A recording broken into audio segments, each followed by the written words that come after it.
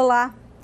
Os processos eleitorais têm prioridade de tramitação em todas as instâncias e nas varas de justiça para apurar os delitos eleitorais. Os órgãos da administração pública também podem ser solicitados a fornecer informações na área de sua competência e ceder funcionários no período de 3 meses antes e 3 meses depois de cada eleição. As eleições acontecem no próximo dia 2 de outubro, mas, de acordo com a lei eleitoral, os candidatos terão 45 dias para fazer a campanha, o que pode exigir maior agilidade no julgamento dos processos. O Questão de Ordem de hoje discute o trabalho da Justiça Eleitoral neste período com o juiz da Zona Eleitoral 275 de Campinas e diretor da cidade judiciária, Dr. Luiz Antônio Alves Torrano, e também com o presidente da Comissão Especial de Direito Eleitoral da OAB Subsecção Campinas, Valdemir Moreira dos Reis Júnior. E neste clima em que conquistar o eleitor será importante neste momento, o Tribunal Superior Eleitoral apontou uma queda no número de eleitores jovens e a TV Câmara foi conferir o motivo. A reportagem é de Pamela Zanotello. O descrédito com a política tem atraído uma parcela cada vez menor de jovens interessados em participar do processo eleitoral. Segundo dados do Tribunal Superior Eleitoral, a região metropolitana de Campinas tem 13,9 mil eleitores com idades entre 16 e 17 anos. O número é 38,5% inferior ao registrado no mesmo período de 2012, quando o tribunal contabilizou 22,7 mil jovens eleitores. A princípio, eu imagino que grande parte deles não tenha noção do que representam as eleições municipais. As eleições majoritárias, em geral, presidente, sobretudo presidente, governador, acaba atraindo mais a atenção dessa faixa etária.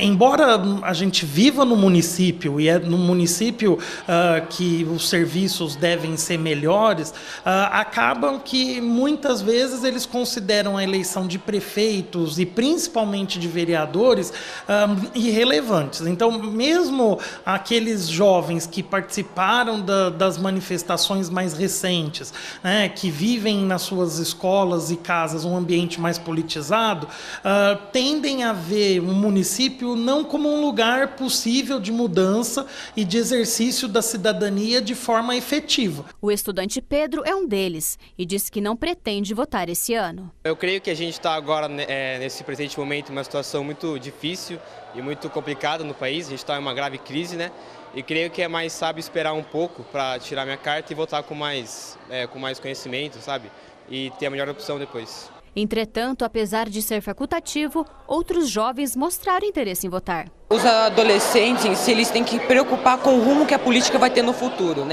E além disso, eu acho que esse contato entre política e jovem é muito importante para a formação do senso crítico.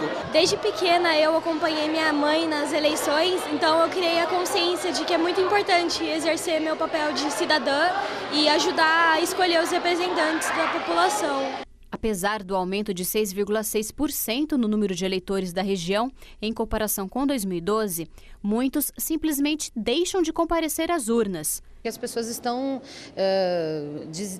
desestimuladas em função de muitos escândalos, dessa crise política que a gente vive. Em contrapartida, o número de idosos aptos a votar aumentou. Segundo dados do TSE, em 2012 eram quase 140 mil eleitores aptos ao voto na região.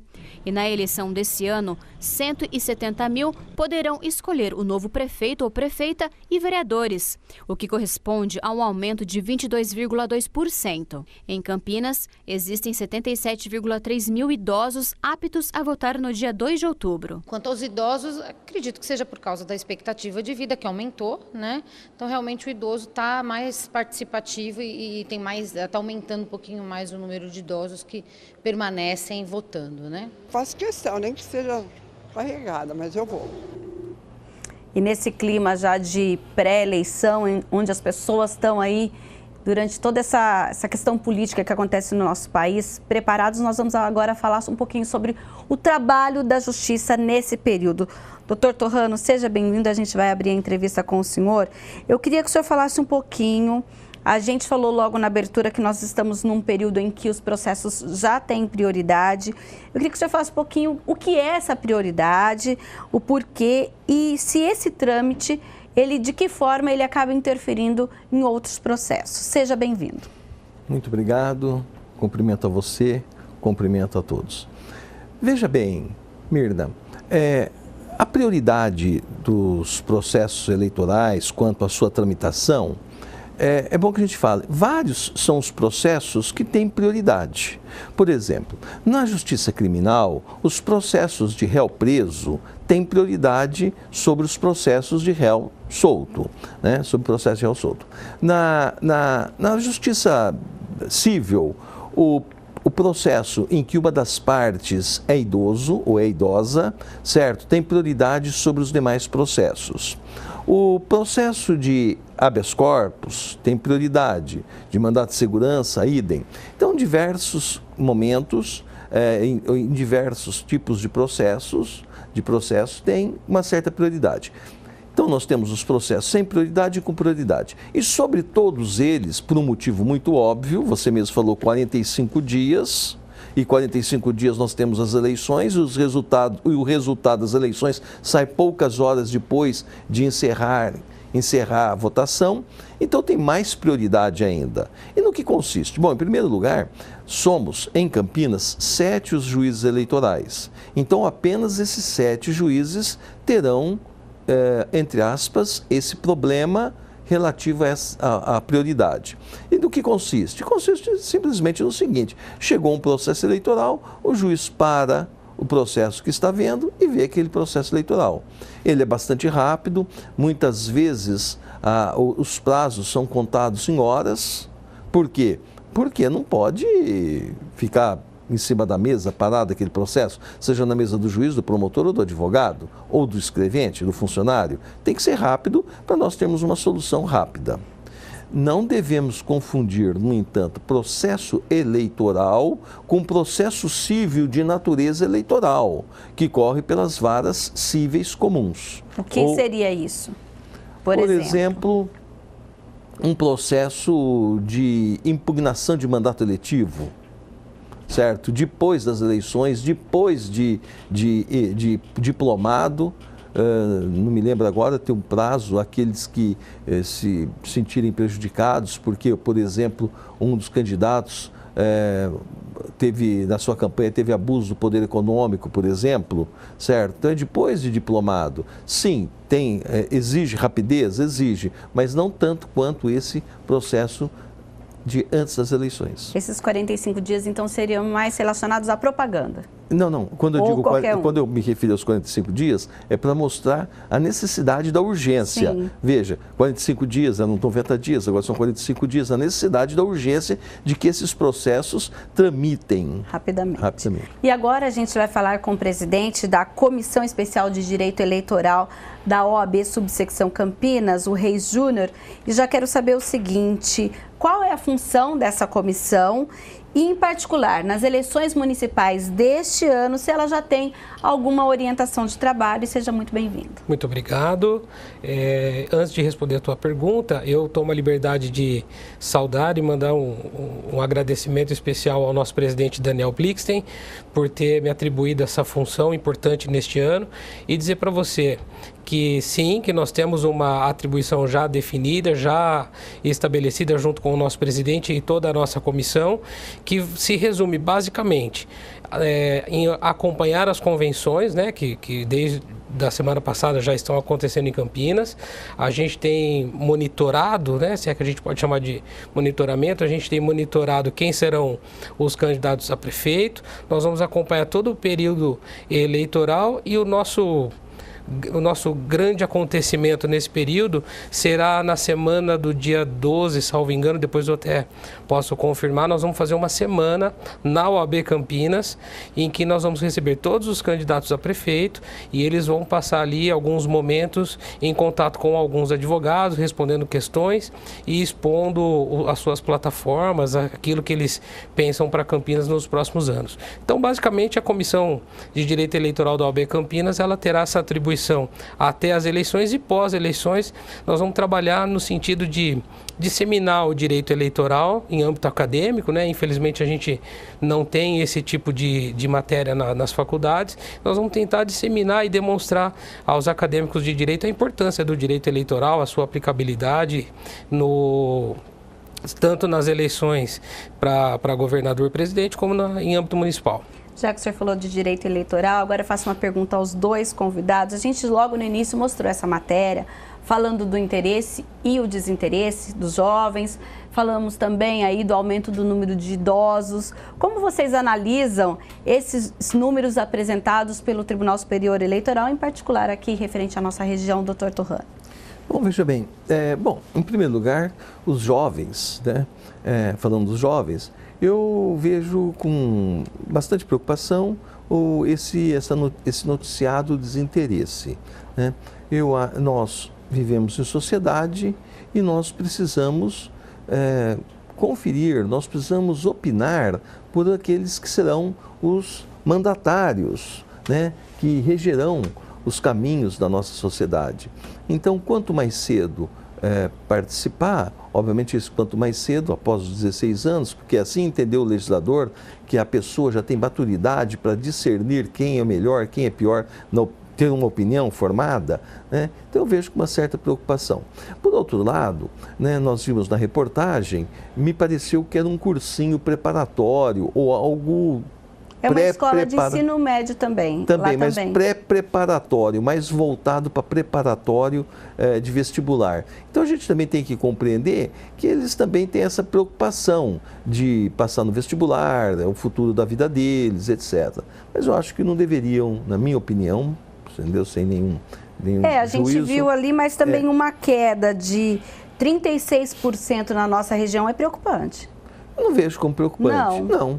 Até pouco tempo, até a Constituição de 88, nós tínhamos, não vejo preocupante nesse sentido que você disse, gravemente preocupante, mas eles não votavam, passaram a votar, entendeu-se que deveria votar. Eu entendo que eles devem participar ativamente, até por benefício próprio, mas em não querendo, já que a Constituição lhe deu a possibilidade de não querer, porque é opcional, eu não vejo, porque se fosse altamente preocupante, a Constituição teria posto obrigatoriamente a partir dos 16. Sim. Agora, eu vejo particularmente como essa tendência de não procurar a justiça eleitoral para se cadastrar como eleitor, tornar-se cidadão, certo?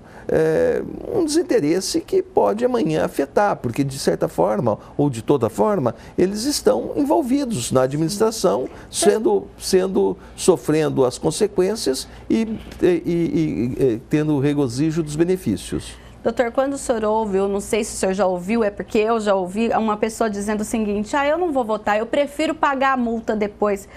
Que pensamento que lhe vem quando ouviu esse tipo de informação? Veja bem, essa pessoa está simplesmente se omitindo, porque ao não votar, ela também está fazendo uma escolha de o que der, deu. Quer dizer, é uma opção. Claro. Agora, só que é uma opção de alguém que se omite. Quer dizer, é um omisso. Porque agora que nós estamos com o prefeito, né? Agora que nós estamos aí na mídia, parece que a lei do orçamento, qualquer coisa que nós estamos para ser votado aí. Se esse orçamento tiver um bom direcionamento, vai ter consequências boas para ele. Se tiver um mau direcionamento, vai ter consequências nefastas para ele também. Não é só para aqueles que votaram. Então eu vejo essa omissão como uma alienação. Sim. Eu vejo essa omissão, por quê? Agora, não vejo assim altamente preocupante, por quê? Porque se fosse altamente preocupante, seria obrigatório, como é dos 18 aos 70. A mesma coisa seria para os idosos. Agora, os idosos ainda têm a desculpa, muitas das vezes, das mazelas físicas, mentais, que possam afligi-los. Mas pelo que a gente viu, eles querem votar. Eles querem votar. Por quê? Porque já passaram por muito. Já passaram por um regime militar, muitos deles passaram lá pela ditadura Vargas, muitos deles viram Vargas se suicidar, outros viram Jânio renunciar, outros viram impeachment de Collor, certo? Então eles já têm uma maturidade maior, né? Então eu vejo essa omissão, essa queda aí como uma imaturidade no aspecto de cidadania. Sim, agora, Reis Júnior, e você? Como você analisa todo esse quadro? Mirna, eu penso que isso é reflexo dessa crise política que a gente tem vivido nos últimos anos.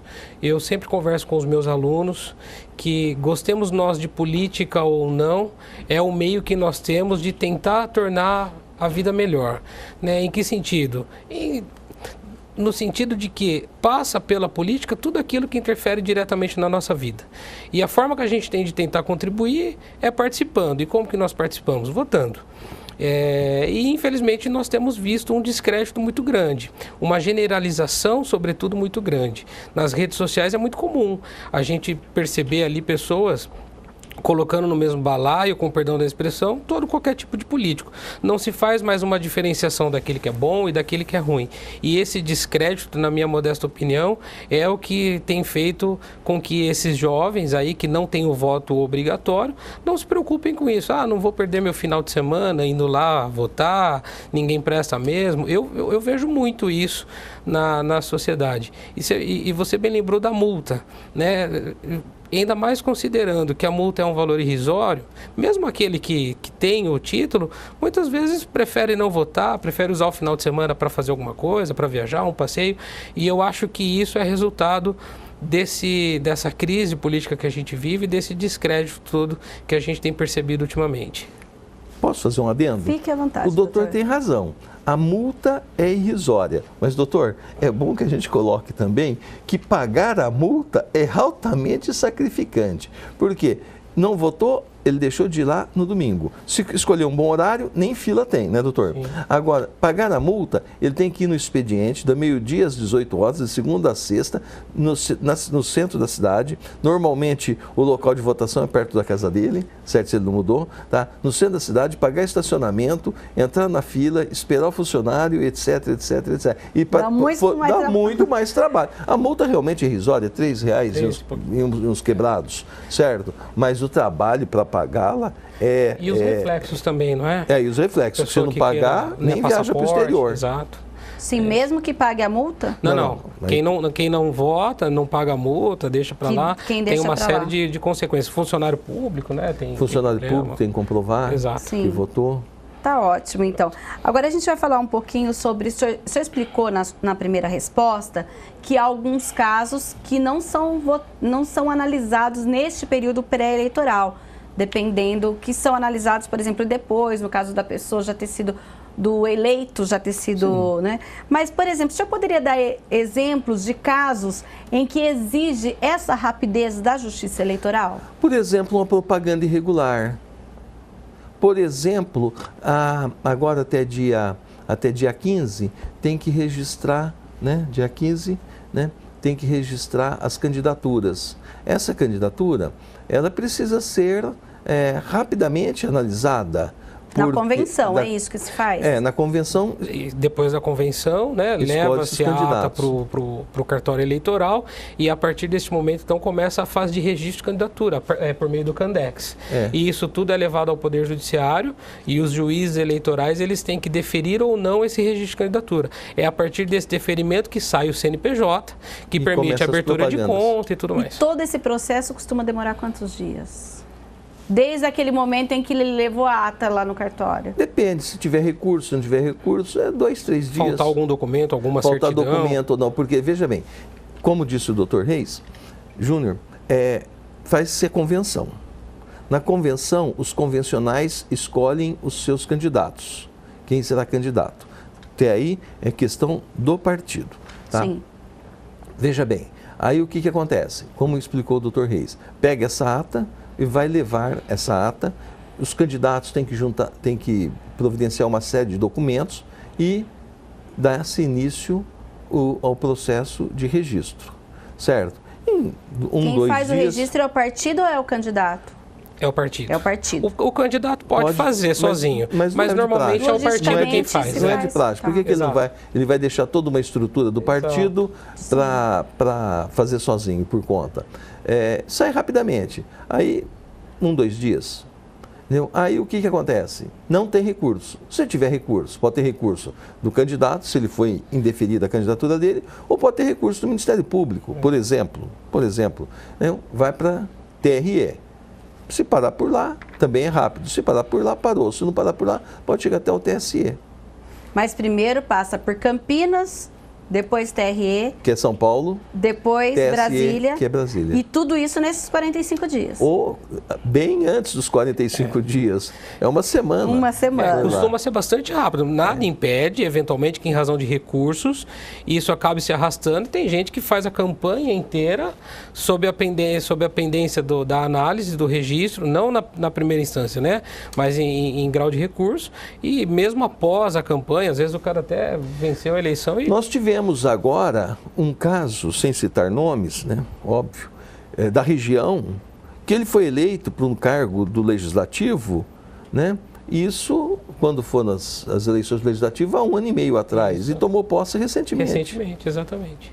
Sim. Isso pode acontecer, não tem problema. Quer dizer, a gente já está quase na próxima eleição. Isso. E agora ele tomou posse. Isso gera todo um efeito cascata, né? Porque tem que fazer a recontagem dos votos. E aí alguém que entrou tem que sair, exato. Isso são as exceções. São casos de exceção. Agora, um caso interessante de citar dessa rapidez do Poder Judiciário, com a nova legislação eleitoral, os pedidos de direito de resposta também tem que ser julgados agora, salvo engano, no prazo máximo de 72 horas. Isso também vai exigir dos juízes, do Poder Judiciário, uma agilidade muito grande, né? Porque tem que dar a possibilidade do representado, do réu se manifestar e tudo mais. Porque não é só eu peço a resposta àquele artigo, aquele programa, e o juiz decide 72 horas. Não, a outra parte, aquele que fez o artigo, o programa, de que aquela que está pedindo a resposta não gostou, tem que se manifestar. Perfeito. Depois o Ministério Público tem que se manifestar. Depois o juiz tem que dar a decisão. Exato. Isso tudo em 72 horas. Por isso que eu disse que a celeridade, a urgência, a preferência do processo eleitoral é nisso. O juiz não pode, brincando aqui, se me permite, deixar o processo eleitoral lá de 72 horas e vir dar uma entrevista à TV Câmara, né? Tá certo. Então vamos falar um pouquinho daqui a pouco dessa estrutura para conseguir ter essa agilidade. Mas antes, nós vamos para um breve intervalo e voltaremos já já com questão de ordem. Não saia daí.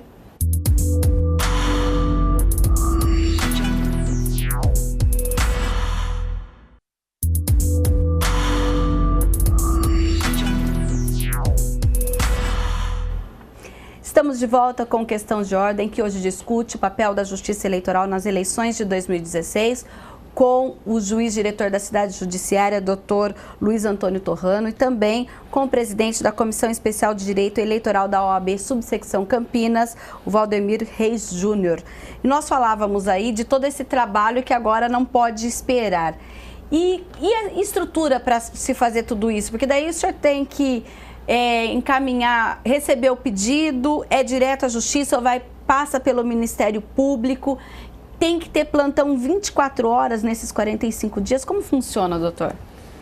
Veja bem, tem plantão, sábado, domingo... Sempre tem, normalmente. Não, normalmente não tem plantão. Tá, é só nessa época período. tem. Nessa época, em época de cadastramento de eleitor, principalmente nos últimos finais de semana do período de cadastramento de eleitor, transferência, etc., tem plantão. O Tribunal Regional Eleitoral diz os finais de semana que tem plantão, fica lá das 9 às 18. Lembrando sempre que todas as zonas eleitorais de Campinas se situam no Palácio da Justiça, antigo Fórum Central, ali na Praça do Rosário, no Largo do Rosário. Veja bem, o processo é comum. É um processo comum, nós temos um pedido, aquele contra quem se faz o pedido, ele é chamado ao processo, agora tem e-mail, tem o portal do tribunal, onde publicando lá, mandando um e-mail, considera-se intimado, considera-se citado, certo? Apresenta a resposta, muitas vezes em horas, certo? O Ministério Público... A resposta pode ser por e-mail também ou não? Tem que ser pessoal. A resposta, por exemplo, eu faço uma denúncia de uma propaganda irregular contra alguém, contra um candidato, e esse candidato ele pode responder por e-mail ou não? Ele tem que comparecer? Por e-mail, não.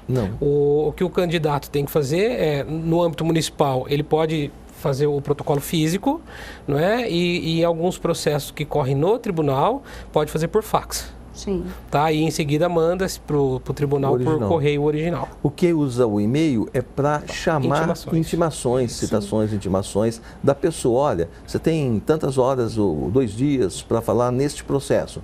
Aí tem que ir lá, ver isso, ver aquilo. Este ano nós teremos o mural eletrônico. Não é? O Tribunal Regional Eleitoral, ele é como se ele tivesse transferido essa obrigatoriedade de tomar conhecimento das intimações para os advogados. É exigido agora, já no registro de candidatura, que o candidato informe quem é o seu advogado.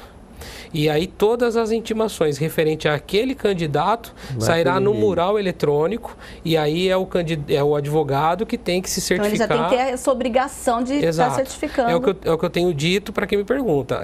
Com o mural eletrônico, e ele pode ser atualizado durante o dia, o ideal é que o advogado se certifique de verificar pelo menos umas 3 vezes por dia esse mural eletrônico, porque os prazos são em horas. Então, se você receber uma intimação, por exemplo, às 15h16, até às 15h16 do dia seguinte, num prazo de 24 horas, tem que ser cumprido.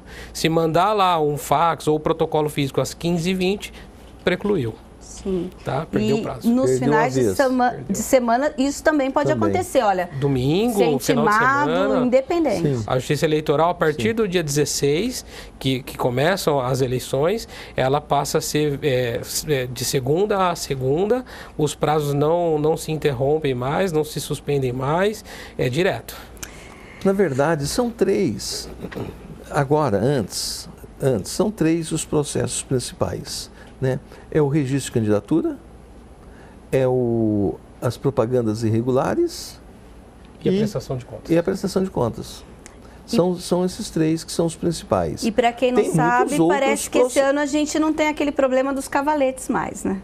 Ah, sim, mas aí já é da lei eleitoral. Da propaganda eleitoral. Isso. Esse ano está proibido o cavalete. Está proibido. A lei mudou bastante. Não é? A lei mudou bastante, ela tornou as campanhas mais enxutas, não sei se é o termo adequado, mas as campanhas têm que ser mais enxutas, elas são menos visuais, não é? Aquelas placas que eram comuns em residências de 4 metros quadrados foram reduzidas para meio metro quadrado, cavaletes não pode mais. Adesivo de carro agora se resume ao aquele adesivo perfurado, né, que tem no vidro traseiro, e mais um outro adesivo de 50 por 20 por qualquer. 50 não pode mais, por 40. por exemplo, envelopar um carro. Não pode. É 50 por 40 agora o tamanho máximo do adesivo, não pode envelopar o carro, a plotagem, não é? E a lei ainda proíbe a justa posição.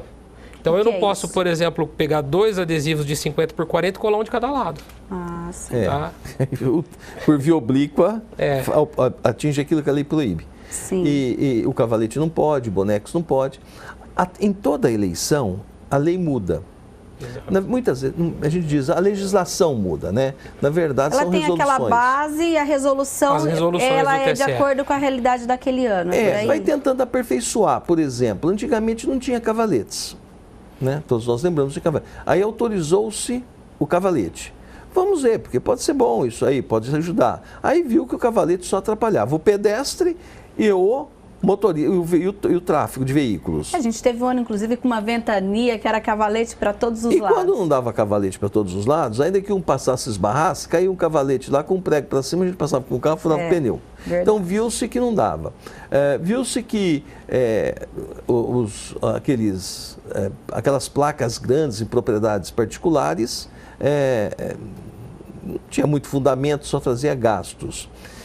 Muro também não pode mais. Muro também tem a metragem. A pintura não pode. Não, aqui a gente tem a lei municipal que não pode fazer a pintura de muro. Né? A lei municipal já não permitia, mas agora a legislação federal também não permite. Sim. A pintura de muro. Já não podia brindes, continua não podendo. Então aí pode ser que... Carreatas pode? Pode. Carreata pode, tem horário. Carro de som pode. Tem comício. Horário. Das 8 às 22 horas. Comício pode. Não tendo artista. O showmício não pode mais. E não pode ultrapassar meia-noite. Sim. Exato. Então tem horário.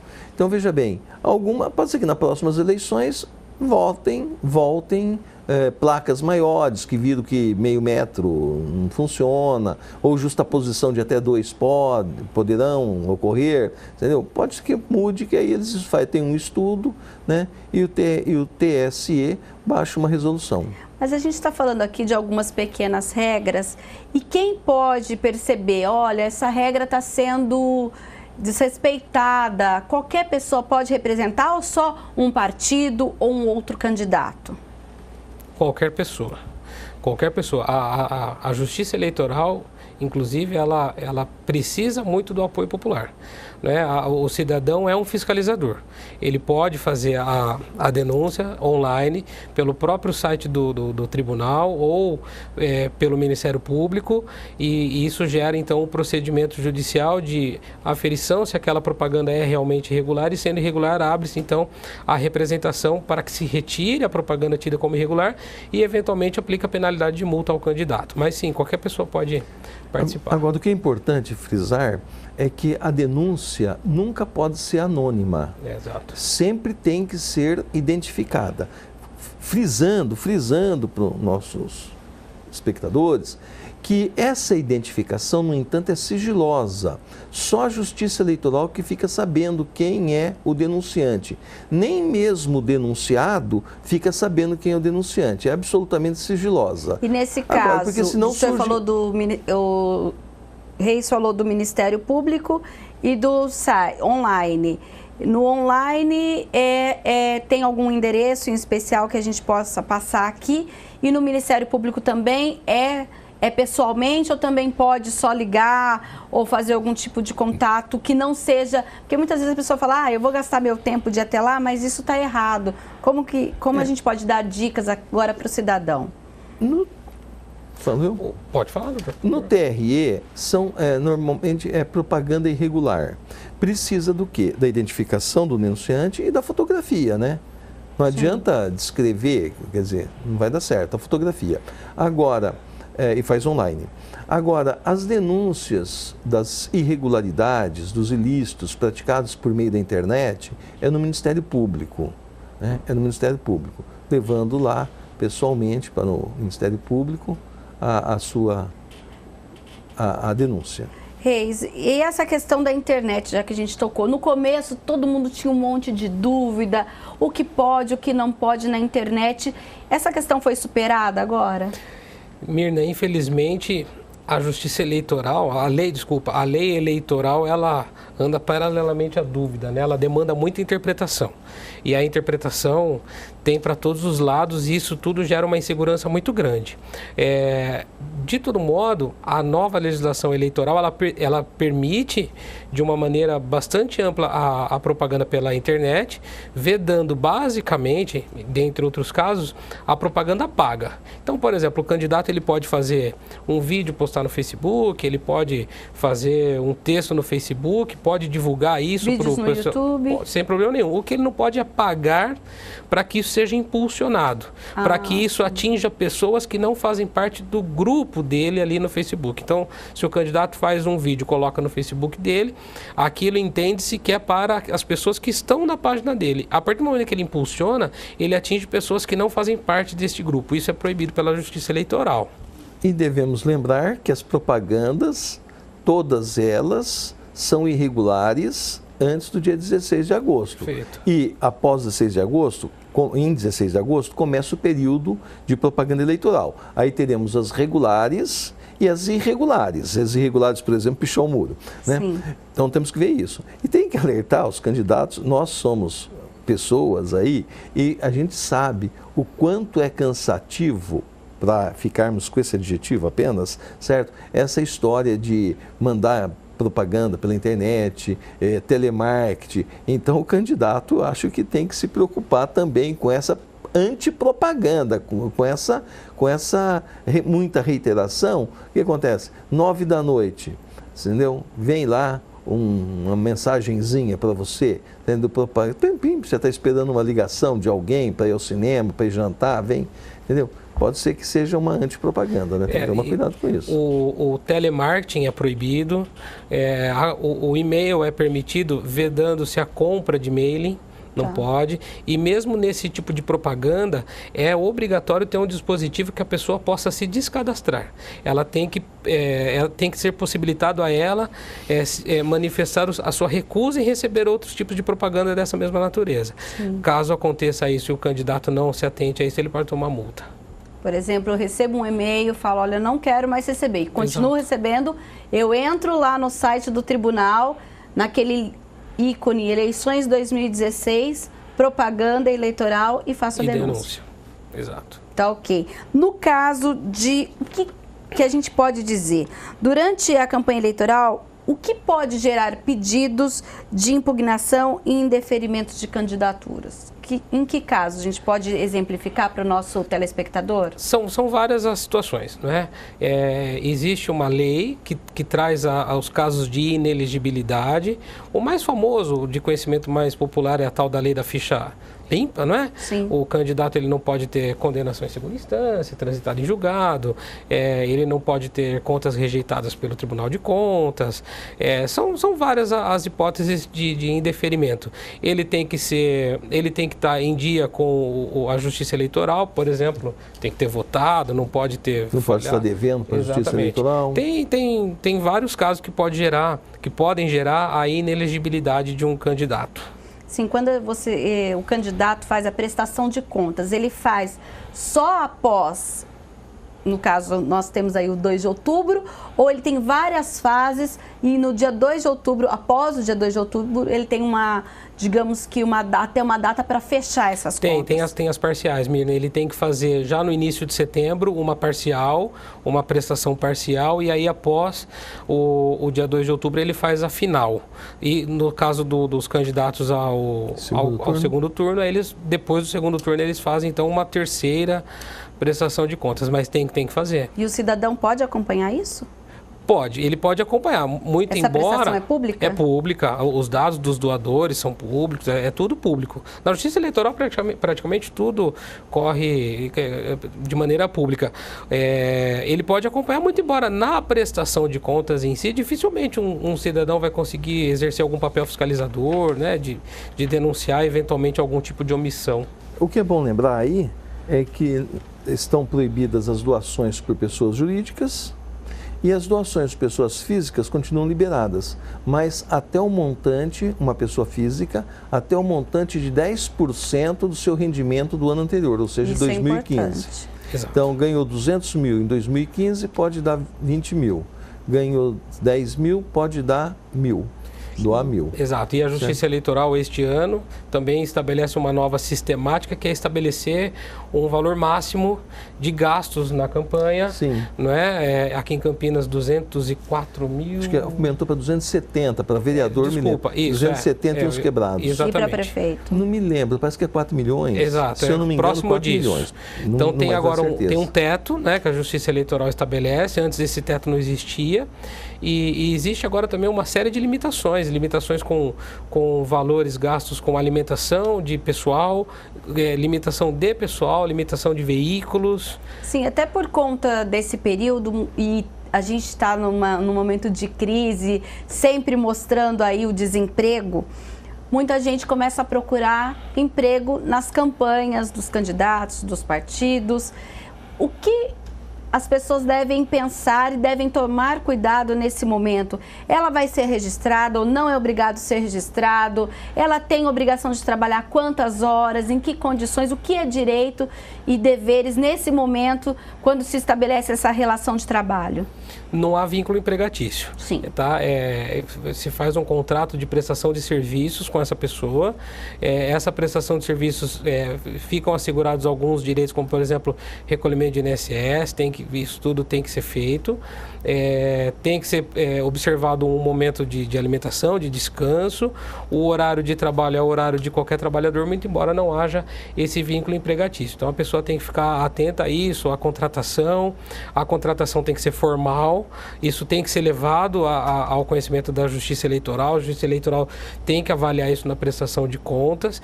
A pessoa também, se declara imposto de renda, ela tem que declarar no ano seguinte que ela recebeu dinheiro proveniente da campanha eleitoral, e, enfim, é tudo bem formalizado. Certo, então, e todas as pessoas devem ter esse contrato? Todas as pessoas não pode devem ter só esse contrato. ser no boca a boca como já foi no passado. Não pode.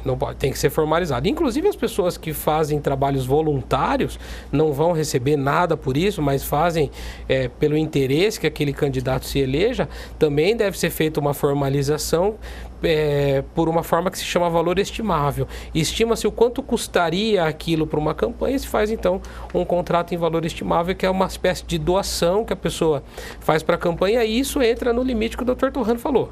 Se a pessoa vai doar o seu trabalho, esse trabalho em valor estimável não pode exceder os 10% do rendimento bruto do ano anterior.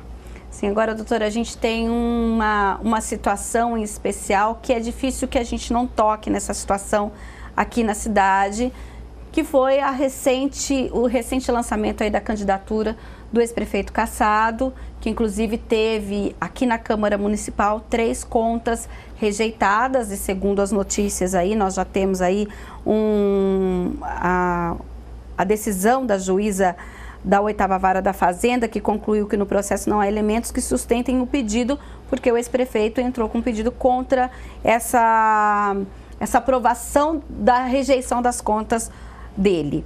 No caso da Justiça Comum, como fica essa questão de a gente ter todos esses argumentos? O pepino fica para vocês? Mirna, na verdade, sobre esse caso, eu desconheço esse caso.